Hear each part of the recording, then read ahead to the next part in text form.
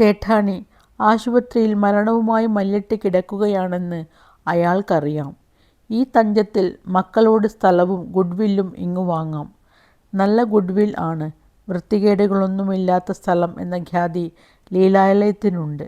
അരുതാത്ത ദിവസങ്ങളിൽ ഗോപികമാർ പതിവുകാരെ സ്വീകരിക്കുകയില്ല. അവിടെ കയറിയാൽ രോഗങ്ങൾ വരികയില്ല എന്ന വിശ്വാസവും ഉണ്ട്. പണത്തിന് ആർത്തിമൂത്ത് മോഷണവും പിടിച്ചുപറിയും കൊലയുമൊക്കെ വേശ്യാലയങ്ങളിൽ പതിവാണ്. ഈ വകയൊന്നുമില്ലാത്ത ശുദ്ധമായ ഒരു സ്ഥലമെന്ന സൽപ്പേരുണ്ട് ലീലാലയത്തിന്. കയറിയെത്തുന്നവരെ ഭഗവാന്മാരായി കണക്കാക്കാൻ ഈ കലികാലത്ത് ഗോപികമാർ തന്നെയല്ലേ ഉണ്ടാകൂ. മാത്രമല്ല തെരുവിലെ ഏറ്റവും പഴയ കച്ചവട കേന്ദ്രവുമാണ് ലീലാലയം. പഴയതെല്ലാം ഏത് കച്ചവടത്തിലും പൊന്നാണല്ലോ. ഏറ്റവും പഴയ സ്ഥാപനം കയ്യിലുണ്ടാകുന്നതാണ് ബിസിനസ്സിൻ്റെ അന്തസ്സിന് ഏറ്റവും ആവശ്യം. സ്ഥാപിതം എന്നതിനു മുന്നിൽ കഴിഞ്ഞ നൂറ്റാണ്ടിലെ ഒരു തീയതിയുണ്ടായാലത്തെ അന്തസ് ഒന്ന് വേറെ. ലീലാലയത്തിലെ കശപിശ ഏർപ്പാട് ചെയ്തതും ഭായ് തന്നെയാണ്. ജനവും പോലീസും തമ്മിലുള്ള സംഘർഷത്തിന് വഴിമരുന്നിട്ട് കൊടുത്തുകൊണ്ടിരുന്നത് ഭായിയുടെ ഏജന്റുമാരാണ്. അവരിൽ മിക്കവരും ചിന്തുവിൻ്റെ ആൾക്കാരായതിനാൽ ഒരു പകപോക്കലിൻ്റെ മനോഭാവവും അവരിലുണ്ടായി. ഉസ്താദിനെ വകവരുത്തിയ സ്ഥലത്തോട് അവർക്ക് പകയില്ലാതിരിക്കുമോ? രാത്രി 10:30 മണിക്ക് ലാത്ത് ചാർജ് നടന്നു. കോണിയിലൂടെ ആളുകൾ തലങ്ങും വിലങ്ങും ഉരുണ്ടു വീഴുകയായി. നൃത്തവേദി എന്നല്ല, അകം മുഴുവൻ തരിപ്പണമായി. ഗോപികമാരുടെ അറകളിൽ ഓടിയൊളിച്ചവരെ പോലീസുകാർ തേടിപ്പിടിച്ച് തല്ലി. ലീലാലയത്തിൻ്റെ ലൈസൻസ് പിടിച്ചുവാങ്ങി മേലധികാരികൾ സ്ഥലം വിട്ടു. ഇത്രയുമായപ്പോൾ ഭായിയുടെ ആളുകൾ ഈ പോലീസുകാരെ പ്രീണിപ്പിച്ച് ഓരോരുത്തരായി അകത്തു കയറി.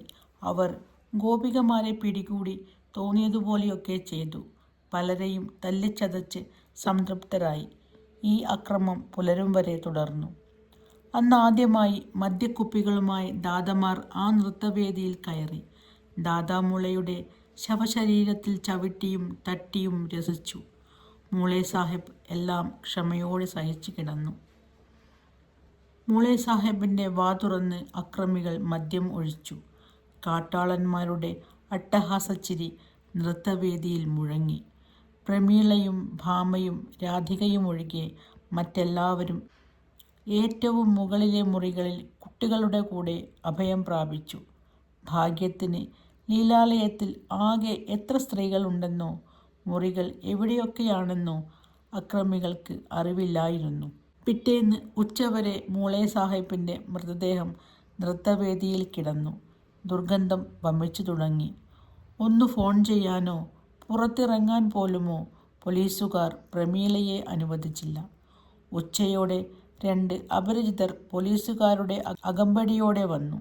ലീലാലയം ഭായ് വിലക്ക് വാങ്ങിയിരിക്കുന്നതായി അവർ പ്രമീളയെ അറിയിച്ചു.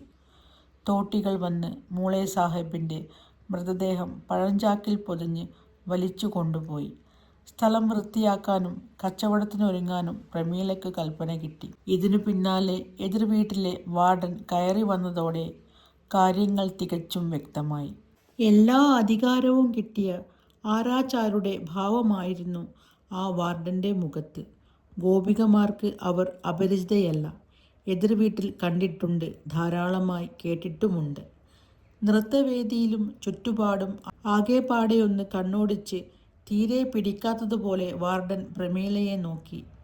ഇവിടെ കാര്യങ്ങൾ നടത്തി വരുന്നത് ആരാണ്? ഞാനാണ്, പ്രമീള പറഞ്ഞു. നിന്റെ പേരെന്താണ്? പ്രമീള. നിന്റെയോ? ഭാമ. നിന്റെ? രാധിക. മറ്റുള്ളവരെല്ലാം എവിടെ? ഭാമയാണ് ചോദിച്ചത്. ഞങ്ങളെ എന്തു ചെയ്യാൻ ഉദ്ദേശിക്കുന്നു? തൊഴിൽ ചെയ്യിക്കും. എന്തു തൊഴിൽ?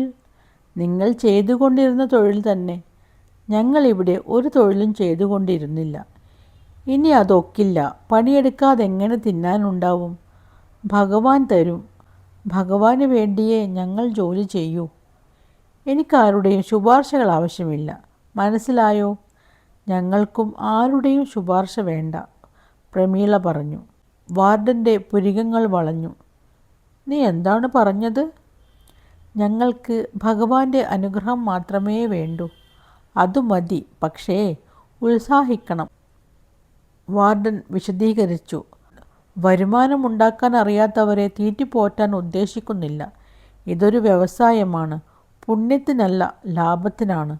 സന്ദർശകരായി വരുന്ന ആളുകളെ ഭഗവാനായി കാണുന്നതിനോ ചെകുത്താനായി സങ്കല്പിക്കുന്നതിനോ വിരോധമില്ല.